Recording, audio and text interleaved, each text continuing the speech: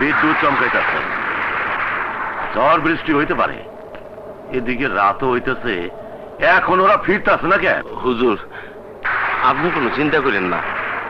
এই সাগর মাজারে গেছে হইন না, এই ম্যাম সাহেব গেছে। আসার পথে গাড়ি নষ্ট হইয়া পথে কোথাও আটকা পড়লো কিনা। এক কাজ করো, গাড়ি বাইট করো, আমরা গিয়া দেখি ওরা কোনো বিপদে পড়লো কিনা।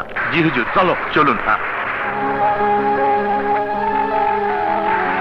চলো যান, এবার বাড়ি ফিরি। না, আজ তোমার বুকে থেকে এই রাতটা কাটিয়ে দেব। কিন্তু এই অবস্থা থাকলে তুমি অসুস্থ হয়ে পড়বে। তাহলে তো খুব ভালোই হবে। তুমি আমার পাশে থাকবে, আমাকে সেবা যত্ন করবে।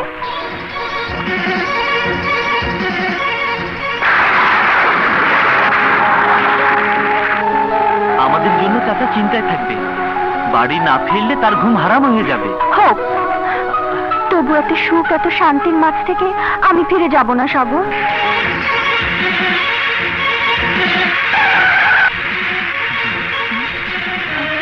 হুজুর, ওই যে মেম সাহেবের গাড়ি দেখা যাচ্ছে।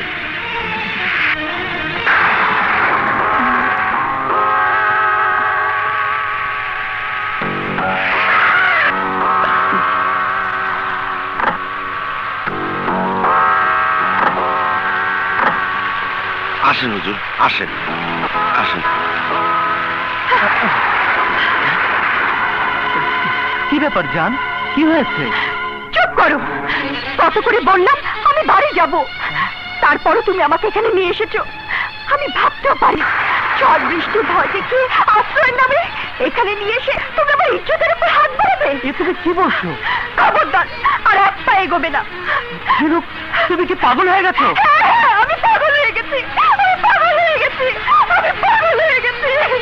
ঝিনুক, পাগলামি করো না। ঝিনুক, চুপ করো, বাবা যদি জানতে পারে তাহলে তোমাকে খুন করে ফেলবে। ঝিনুক, ঝিনুক, তুমি আবল তাবল এসব কি বলছো? খবরদার, আমাকে ছবে ঝিনুক, ঝিনুক, আমার কথা শোনো, আমার কথা শোনো ঝিনুক।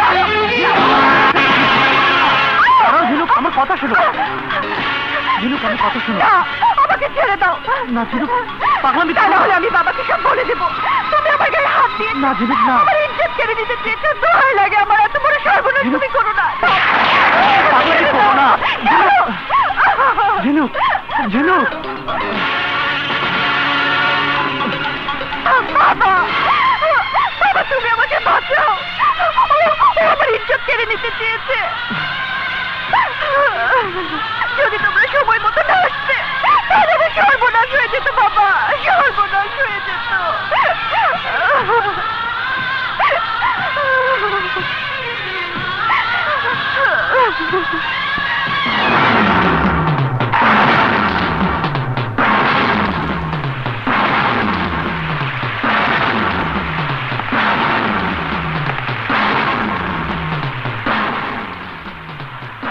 নেমো হারাম বেঈমান, তোরে বিশ্বাস করছিলাম বইলা তুই আমার সাথে বিশ্বাসঘাতকতা করছস, আমানতের খেয়ানত করতে চাইছস। আজ তোরে আমি মাইরাই ফেলবো। তোর জান আমি ভিক্ষা দিলাম,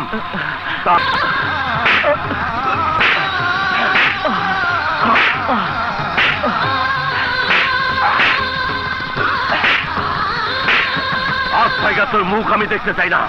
আমার বাড়ির ত্রিসীমানায় তোর ছায়া যেন না দেখি।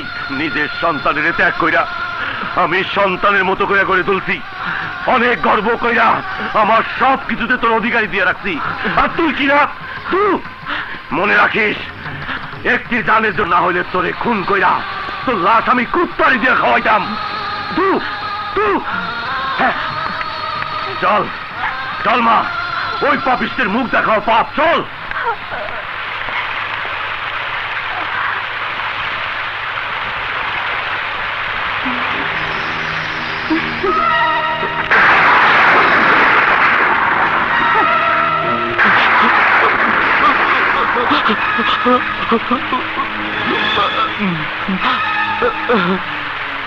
এই ফকিন্নির বাচ্চা, রাজপ্রাসাদে বাস করার শখ তোর, তাই না?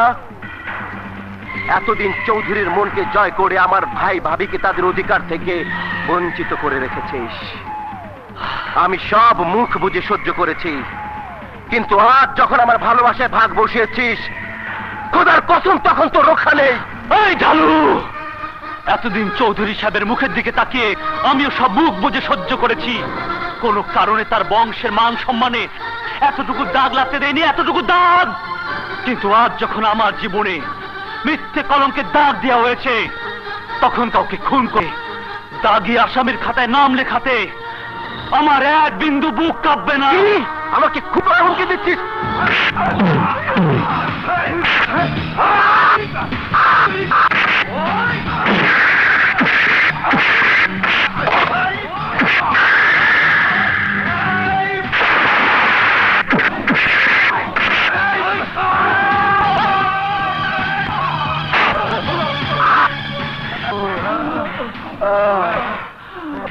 খতম করে দেবো রে, কিচ্ছা খতম করে দেবো।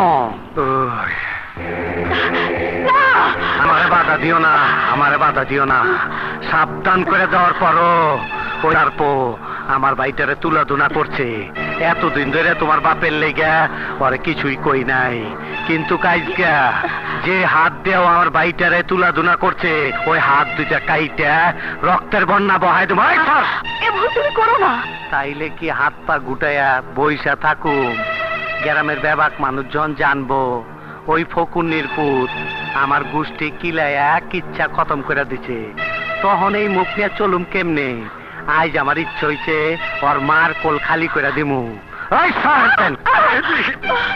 খারাপ ভাই না, খারাপ মারো খারাপ না, আমি আজকে ওর কিচ্ছা খতম করে দিব।